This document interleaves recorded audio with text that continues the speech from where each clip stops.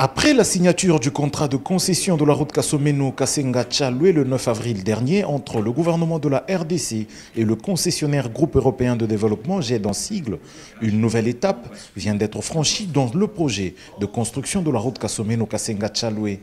Il s'agit du recrutement du cabinet d'ingénieurs indépendants. Mosaïque Ingénierie est le nom de ce cabinet tunisien. Durant 3 jours, soit du 18 au 20 mai 2022, les experts de l'Agence congolaise des grands travaux et ceux de GED Congo ont travaillé à la négociation du contrat qui liera ce cabinet d'ingénieurs indépendants au projet.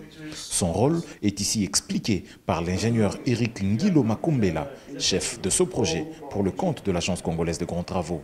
Au niveau international, tout grand projet de PPP, partenariat public-privé, ça nécessite un cabinet indépendant. Indépendant, ça veut dire il y a d'une part le maître d'ouvrage délégué et de l'autre part, il y a le concessionnaire. Alors il faut une neutralité dans tout ce qui est jugement, dans tout ce qui est appréciation du point de vue technique et du point de vue juridique. La deuxième phase de ce travail a été l'étude de l'offre financière du groupe Mosaïque Ingénierie qui était encore sous-scellée depuis sa remise lors de la soumission en décembre 2021. Après cet exercice, des discussions ont été engagées sous forme de négociations conduites conformément aux règles de passation de marchés publics en vigueur en République démocratique du Congo. Ce projet est commun aux deux pays, la RDC et la Zambie. Du côté congolais, lors de la mise en œuvre, il sera construit 120 km de route allant de Kasomeno à Tchaloué en passant par Kasenga. C'est à Tchaloué que sera jeté un pont haubané de 350 mètres de portée pour le franchissement de la rivière Luapula.